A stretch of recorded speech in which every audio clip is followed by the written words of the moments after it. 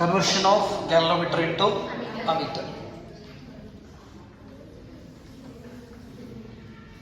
In last lecture we studied about what?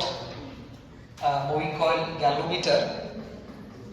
In a circuit we represent a galvanometer with the help of G. G na ee ರೀತಿ ಬರೆದ್ರೆ galvanometer ಅಂತ ನಾವು ಕರೀತೀವಿ. Remember, galvanometer has no positive and negative terminals. Galvanometer ಗೆ positive ಮತ್ತು negative terminal ಅನ್ನೋದು ಇರೋದಿಲ್ಲ. ನೆನ್ಪಿಟ್ಕೊಳ್ಳಿ. ಓಕೆ, ಸರಿ. ಹಾಗಾದ್ರೆ we have to convert this galvanometer into ammeter. Remember, a galvanometer allows only a maximum current for full scale deflection. So ಅಂದ್ರೆ galvanometer ದಲ್ಲಿ ಇರತಕ್ಕಂತ ಪಾಯಿಂಟರ್ 0 ದಿಂದ 30 ಡಿವಿಷನ್ಸ್ ಬಂತಂದ್ರೆ ಇದಕ್ಕೆ ನಾವು ಫುಲ್ ಸ್ಕೇಲ್ ಡಿಫ್ಲೆಕ್ಷನ್ ಅಂತ ಕರೀತೀವಿ. ಫುಲ್ ಸ್ಕೇಲ್ ಡಿಫ್ಲೆಕ್ಷನ್ ಎಷ್ಟಕ್ಕೆ ಬಂದ್ರೆ 30. ಸೊ ಇದಕ್ಕೆ ಮೇಲ್ಗಡೆ ಇದು ಡಿಫ್ಲೆಕ್ಟ್ ಮಾಡಿದ್ರು ಅದು ಕರೆಂಟ್ ಅನ್ನ ನಮಗೆ ಮೆಷರ್ ಮಾಡಿ ತಿಳಿಸೋದಿಲ್ಲ. ನೆನಪಲ್ಲಿ ಫಾರ್ ಎಕ್ಸಾಂಪಲ್ ನಾವು ಲ್ಯಾಬ್ದಲ್ಲಿ ಯೂಸ್ ಮಾಡೋದು 600 micro ampere. That is the value of Ig. So Ig stands for what? Galvanometer current ಅಂತ ನಾವು ಕರಿತೀವಿ. ಅಂದ್ರೆ ಈ ಗ್ಯಾಲ್ವನೋಮೀಟರ್ ಮುಖಾಂತರ ಹಾದು ಹೋಗ್ತಕ್ಕಂಥ ಕರೆಂಟ್ ಅನ್ನ ನಾವು I ಬರೋದು ಕೆಳಗಡೆ G ಇಂದ ರಿಪ್ರೆಸೆಂಟ್ ಮಾಡ್ತೀವಿ. ಅದಕ್ಕೆ ನಾವು galvanometer current for full scale deflection ಅಂತ ಕರಿತೀವಿ. ಇದಕ್ಕೆ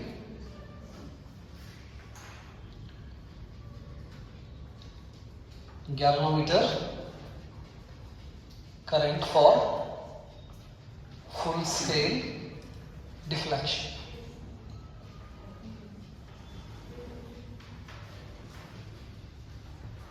Full scale deflection ಅದನ್ನ Ig ದಿಂದ ರಿಪ್ರೆಸೆಂಟ್ ಮಾಡ್ತೀವಿ ನಾವು.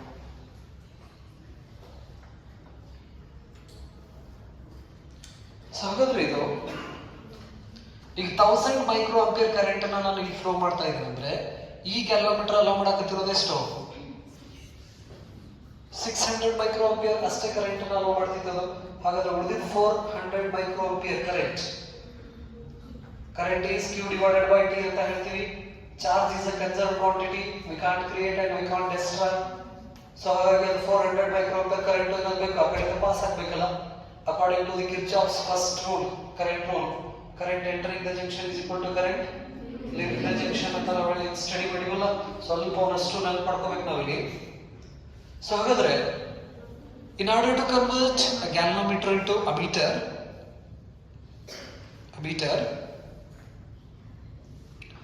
we should connect a low resistance parallel to the galvanometer.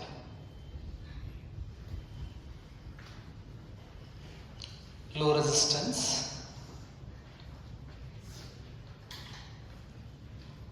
ಇದನ್ನ ಸನ್ ರೆಸಿಸ್ಟೆನ್ಸ್ ಕೂಡ ಅಂತ ನಾವು ಕರಿತೀವಿ. ಎಸ್ ದಿಂದ ರಿಪ್ರೆಸೆಂಟ್ ಮಾಡ್ತೀವಿ. G stands for what? Galvanometer resistance. S is low resistance. So ಹಾಗಾದ್ರೆ ಇಲ್ಲಿ ನಾವು I ಕರೆಂಟ್ ಅನ್ನ ಫ್ಲೋ ಮಾಡಿದ್ರೆ the total current is I. This is the junction. A ಮತ್ತು B ಗೆ ನಾವೇನಂತ ಕರಿಬಹುದು? ಜಂಕ್ಷನ್ ಅಂತ ಕರಿತೀವಿ KCL ರೂಲ್ ಪ್ರಕಾರ. ಗ್ಯಾಲ್ವನೋಮೀಟರ್ ದಲ್ಲಿ ಎಷ್ಟು ಕರೆಂಟ್ ಫ್ಲೋ ಆಗ್ತೈತಿ? Ig ಕರೆಂಟ್ ಅಷ್ಟೇ ಫ್ಲೋ ಆಗ್ತೈತಿ. ಹಾಗಾದ್ರೆ ಈ ಬ್ರಾಂಚ್ ದಲ್ಲಿ ನಾವು ಎಷ್ಟು ಕರೆಂಟ್ ಅನ್ನು ಅಬ್ಸರ್ವ್ ಮಾಡಬಹುದು? I minus Ig. ಎಷ್ಟು ಕರೆಂಟ್ ಈ ಬ್ರಾಂಚ್ ಮುಖಾಂತರ ಹೋಗ್ತೈತಿ. ಹಾಗಾದ್ರೆ ಕರೆಂಟ್ ನಮಗೆ ಪೂರ್ತಿ ಇಲ್ಲಿ ಬರ್ಬೇಕಂದ್ರೆ I ಕರೆಂಟೇ ಹೊರಗೆ ಹೋಗ್ಬೇಕಂದ್ರೆ ಇಲ್ಲಿ ರೆಸಿಸ್ಟೆನ್ಸ್ ಎಷ್ಟು ಇರಬೇಕು? ಜಾಸ್ತಿ ಇರಬೇಕು, ಕಡಿಮೆ ಇರಬೇಕಾ?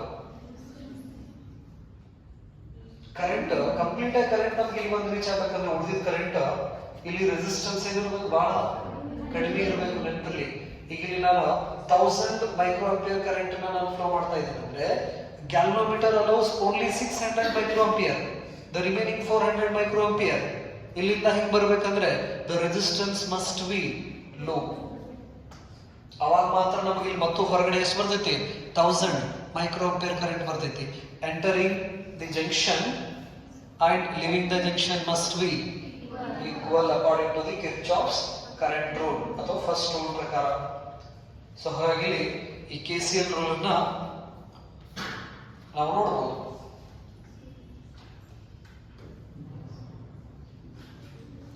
ಸೊ ಹಾಗಾದ್ರೆ now this system or this arrangement is act as an ammeter. ಈ ಅರೇಂಜ್ಮೆಂಟ್ ಏನ್ ಮಾಡ್ತೈತಿ ಇದು ಆಂಪಿಯರ್ ಮೀಟರ್ ಅಂತ ನಾವು ಹೇಳಿ ಕರಿತೀವಿ. ಸೊ ಆಂಪಿಯರ್ದಲ್ಲಿ ಇದನ್ನ ತೆಗಿರಿ. ಸೊ ಏನು ಉಳಿದಿತ್ತು ಬರೇ ಪೀರ್ ತೆಗೆದ್ರಪ್ಪ ಅಂತ ಹೇಳಿದ್ರೆ we get what ammeter. Ampere is a unit of electric current. Meter ಅಂದ್ರೆ ಮೆಷರ್ಮೆಂಟ್ ಅಂತ ಅರ್ಥ. ಸೊ ಹಾಗಾಗಿ ampere meter is called ammeter. That is a device it is used to measure electric current. ಹಾಗಾದ್ರೆ ಈ ammeter ನ ನಾವು ಹೆಂಗ್ define ಮಾಡ್ಕೋಬಹುದು? It is a device it is used to measure electric current. It is used to measure electric current. So ಹಾಗಾದ್ರೆ ಈ ammeter ದನ್ನ ನಾವು circuit ದೊಳಗಡೆ ಈ ರೀತಿ ತೋರಿಸ್ತೀವಿ. ಮಿಲಿ ಅಮೀಟರ್ ಇತ್ತಂದ್ರೆ ಈ ರೀತಿ ತೋರಿಸ್ತೀವಿ. ಅಮೀಟರ್ ಇತ್ತಂದ್ರೆ ಜಸ್ಟ್ ಈ ಬರು ತೋರಿಸ್ತೀವಿ. ಮೈಕ್ರೋ ಅಮೀಟರ್ ಇದ್ರೆ ಈ ರೀತಿ ಸರ್ಕ್ಯೂಟ್ ಸಿಂಬಲ್ಸ್ ನ ತೋರಿಸ್ತೀವಿ. ಅಮೀಟರ್ದಲ್ಲಿ ಪಾಸಿಟಿವ್ ಟರ್ಮಿನಲ್ ಮತ್ತೆ ನೆಗೆಟಿವ್ ಟರ್ಮಿನಲ್ ಇರ್ತೈತಿ.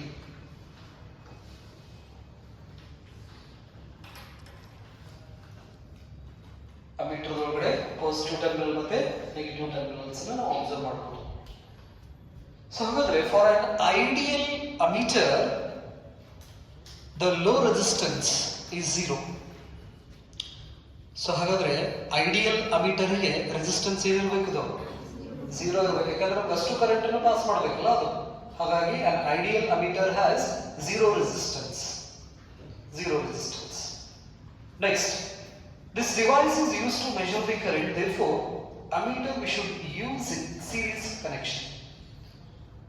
ಸರ್ಕ್ಯೂಟ್ ಒಳಗಡೆ ಈ ಅಮೀಟರ್ ನ ನಾವು ಯಾವಾಗಲೂ ಸೀರೀಸ್ ಕಾಂಬಿನೇಷನ್ಸ್ ದಲ್ಲಿ ಕನೆಕ್ಟ್ ಮಾಡಬೇಕು.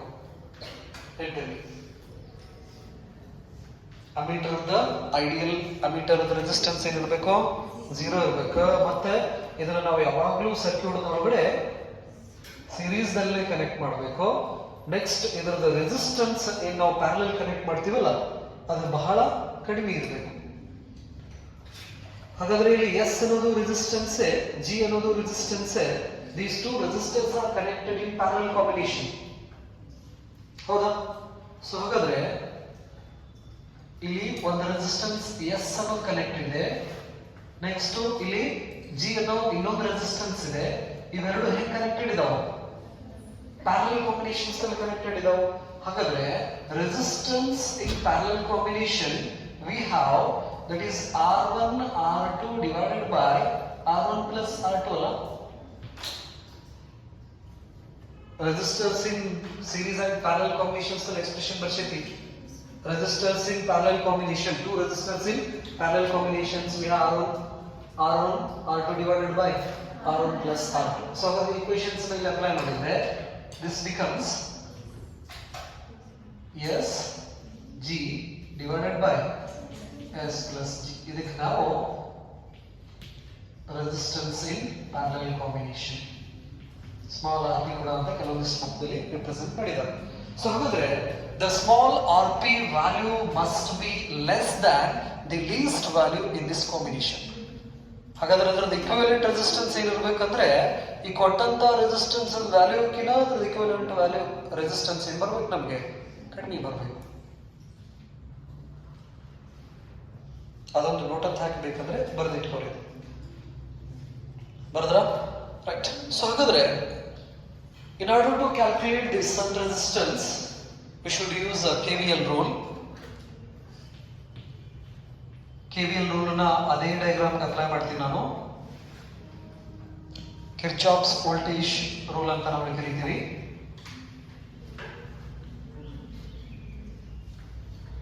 ಎಸ್ ಇಲ್ಲಿ G ಇದೆ,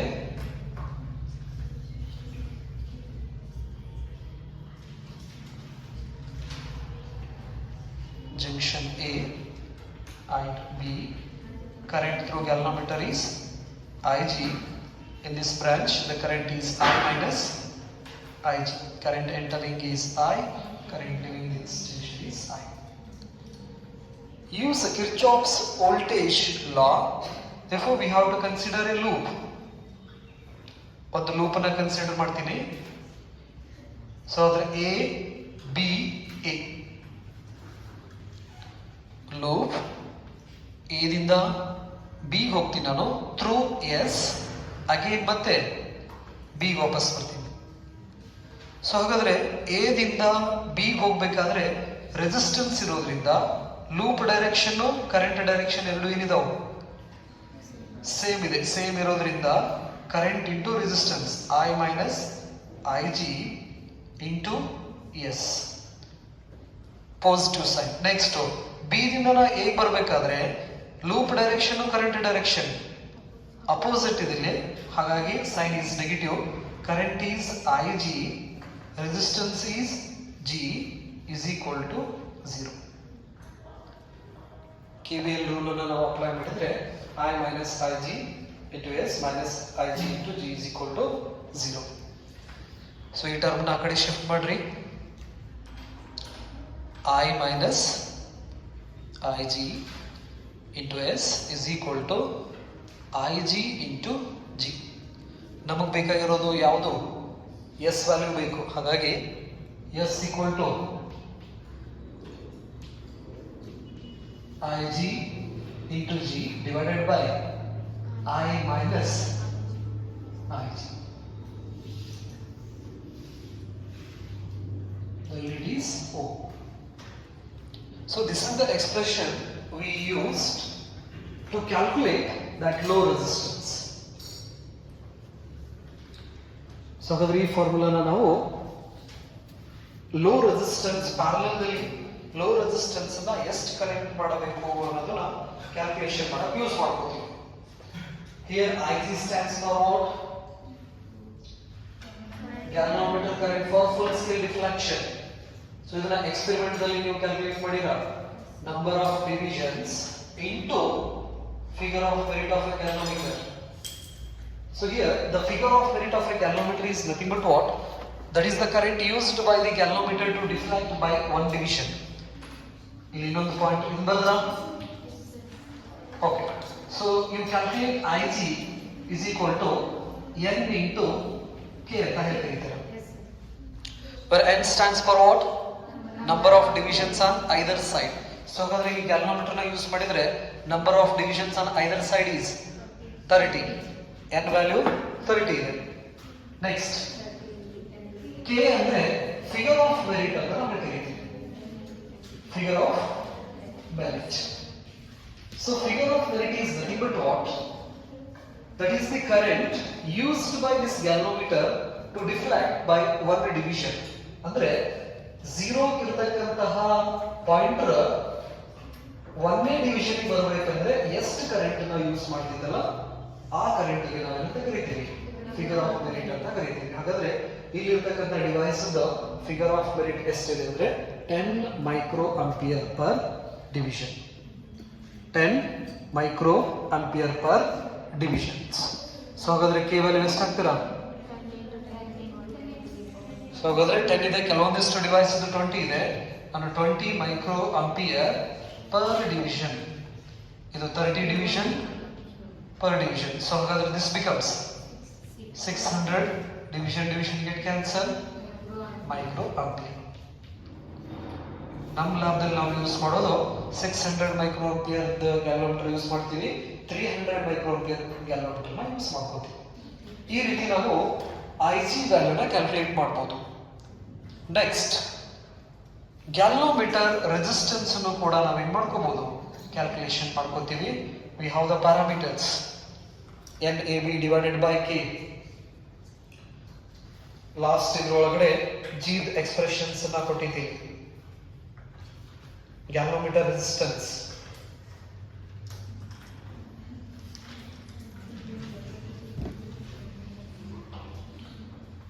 ಸೊ ಜಿ ವ್ಯಾಲ್ಯೂ ಮತ್ತು ಐ ಜಿ ವ್ಯಾಲ್ಯೂನ ನಾವು ಏನ್ ಮಾಡ್ಬೋದು, ಈಸಿಲಿ ಗ್ಯಾಲೋಮೀಟರ್ ದಿಂದ ಫಿಗರ್ ಆಫ್ ಮೆರಿಟ್ ಅನ್ನೋ ಎಕ್ಸ್ಪೆರಿಮೆಂಟ್ಸ್ ಇಂದ ಕ್ಯಾಲ್ಕುಲೇಷನ್ ಮಾಡ್ಬೋದು.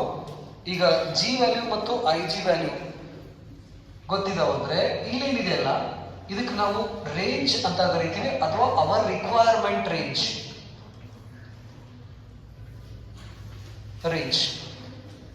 ಇದನ್ನ ನಮಗೆ ಎಷ್ಟು ಬೇಕಲ್ಲ ಅಷ್ಟು ನಾವು ಹಾಕೋಬಹುದು. ನನಗೆ 1 ಆಂಪಿಯರ್ ಅಂತ ಅಮೀಟರ್ ಬೇಕಂದ್ರೆ ಆ ಇದ್ದಲೇ ನಾನು 1 ಆಂಪಿಯರ್ ಹಾಕೋತೀನಿ. 2 ಆಂಪಿಯರ್ ಅಮೀಟರ್ ಬೇಕಂತಂದ್ರೆ 2 ಆಂಪಿಯರ್ ಹಾಕೋತೀನಿ. ಸೊ ಹಾಗಾಗಿ ಆ ಇದ್ದ ಜಾಗದೊಳಗಡೆ ರೇಂಜ್ ನ ನಮ್ಗೆ ಅನುಕೂಲಕ್ಕೆ ಎಷ್ಟು ಬೇಕಲ್ಲ ಅಷ್ಟು ನಾವು ಫಿಕ್ಸ್ ಮಾಡ್ಕೋಬಹುದು.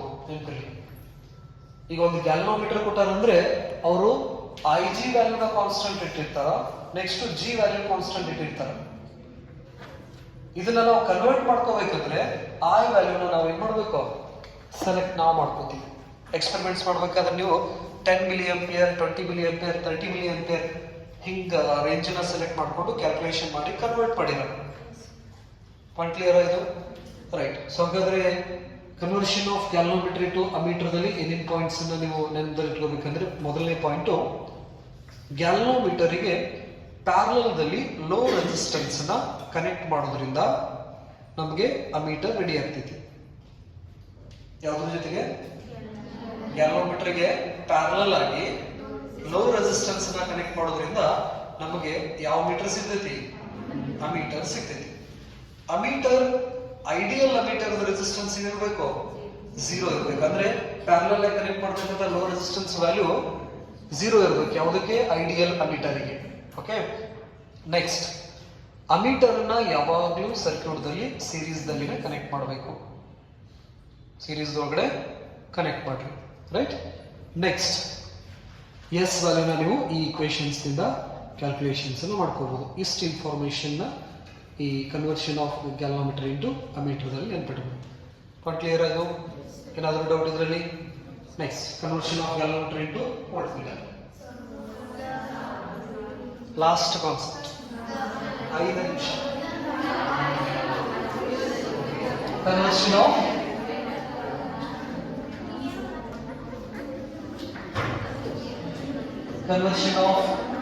galvanometer into voltmeter.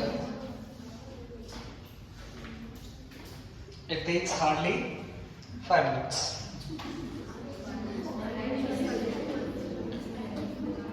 To convert a galvanometer into voltmeter, we should connect a high resistance in series.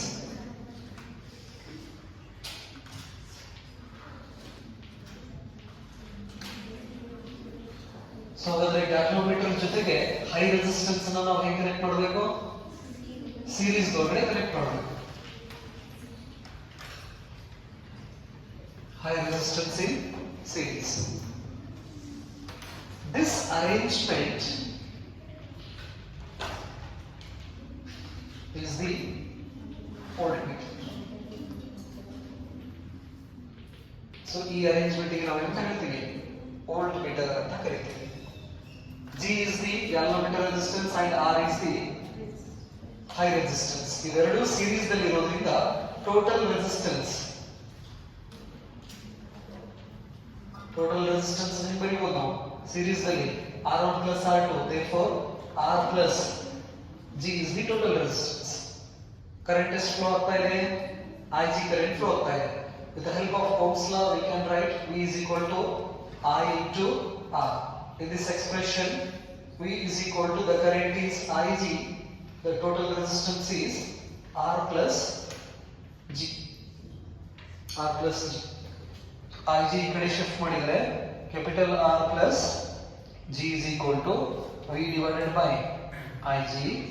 So ಹಾಗಾದ್ರೆ capital R is equal to V divided by Ig minus G.